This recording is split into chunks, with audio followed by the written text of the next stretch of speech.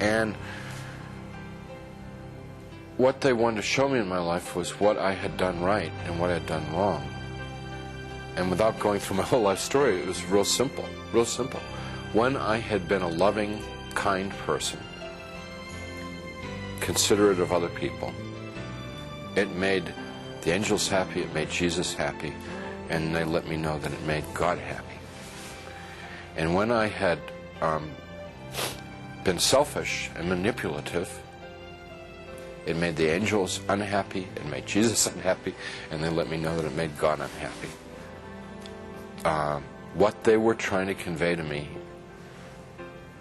in a nutshell, was my whole purpose of my existence had been to love God, love my neighbor as myself. That's why I had been created. That's what I was in this world to do and to learn. And I had failed. They told me that I had to come back to this world. And I got real upset because I wanted to go to heaven. What they told me about heaven, it's like the most fun, most interesting. I mean, it's the most wonderful place. I mean, everybody would want to go to heaven, and I wanted to get there. And they said that I wasn't ready, I wasn't fit, that it wasn't my time to go to heaven. It was my time to come back to this world and try and live the way that God wanted me to live, the way God had created me to live in the first place. I told them, Jesus and the angels, that I couldn't live in this world without them.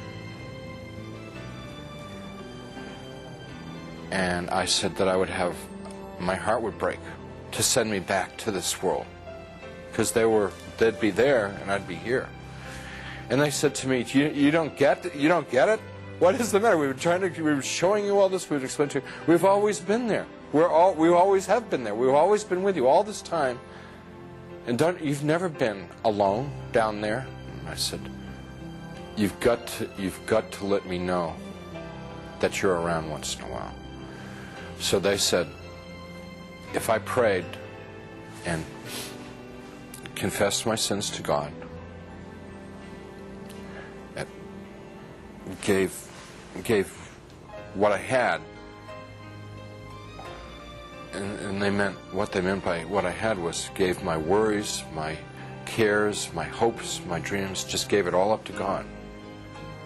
That there would be times when they would be there, and I would know in my heart that they were there. Wouldn't necessarily see them or hear them, but I would feel the love like I'd felt it then. And I said, if you will assure me that there are times when I can know that love, I could live in this world. And they said that they would do that, and with that they sent me back. After the experience,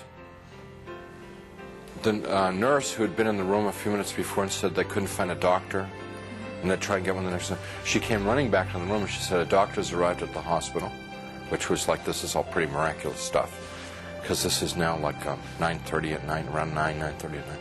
She said, doctor's arrived at the hospital and we're going to have do surgery on you right away. And some orderlies and people came in and they threw my wife out of the room.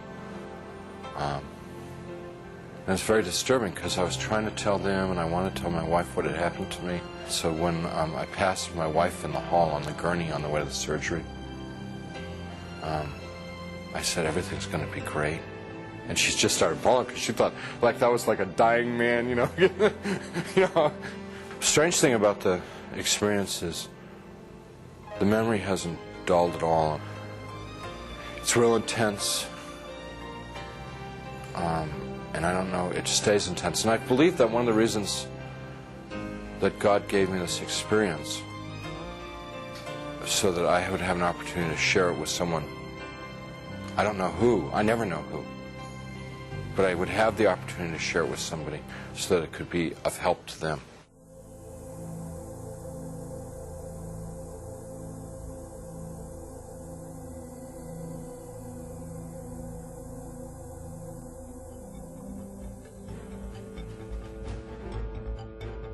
A random survey reveals that many people do not believe in a true heaven and hell.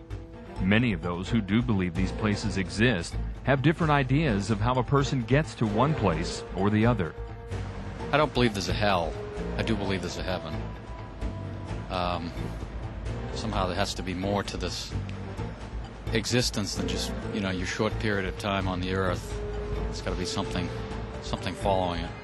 I believe that everyone will pay for what they do in life. I don't believe necessarily by what the Bible says about hell being a fiery inferno. I believe that hell is just your worst fears and everything that can be evil in your own perception you pay for eternity. And I also believe that heaven is where you could live for the rest of your life in peace as long as you love God and live for God and live by His word.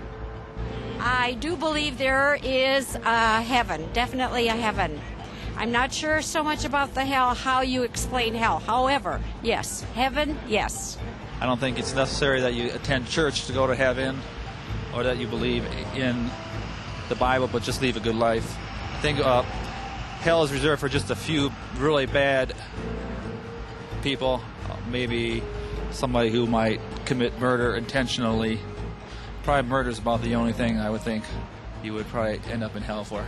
I'm not really sure what would define you to go to hell or why you would go to heaven. I really wouldn't know.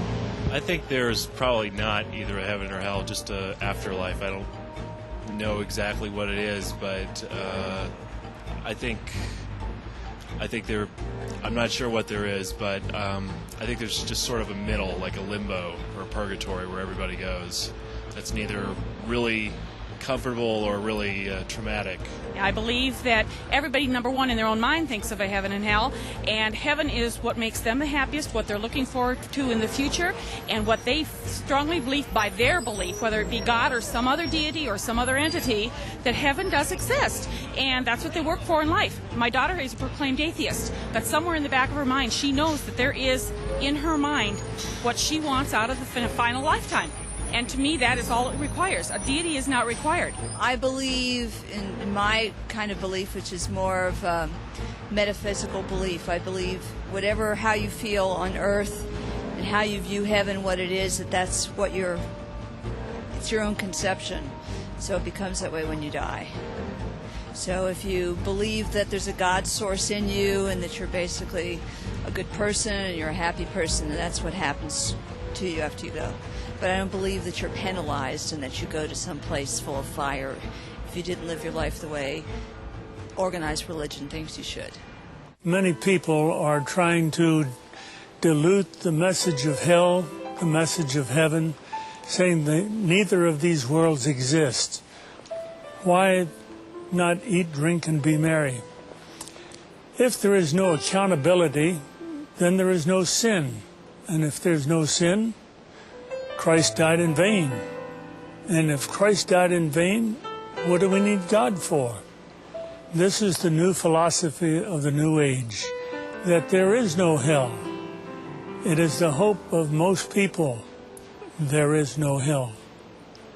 On the other hand, people are going to visit our loved ones in the hospital with a new message of a new age that is the exact opposite.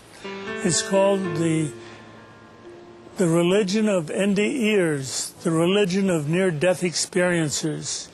Look, I went to heaven, they tell the patient that's dying, and I saw the light, and I came back, all is well. There is no accountability. There is no hell. Heaven's gates are open wide for everyone who dies. Look at me. I'm an atheist. I'm here. You don't have to worry. Death is nothing to be feared. I'm going to stay with you. Your family's too afraid to stay with you while you're dying, but I'm not. Let me hold your hand. Let me tell you about this glorious thing that's coming to get you, this beautiful light at the end of the tunnel, where there is no worry, and no loss, only gain. You're acceptable as you are. There is no heaven. There is no hell. It is eternity for all. And this is the new age called the Omega faith, where everybody goes to heaven. And this is the group that's coming into our hospitals now, counseling the dying instead of our church.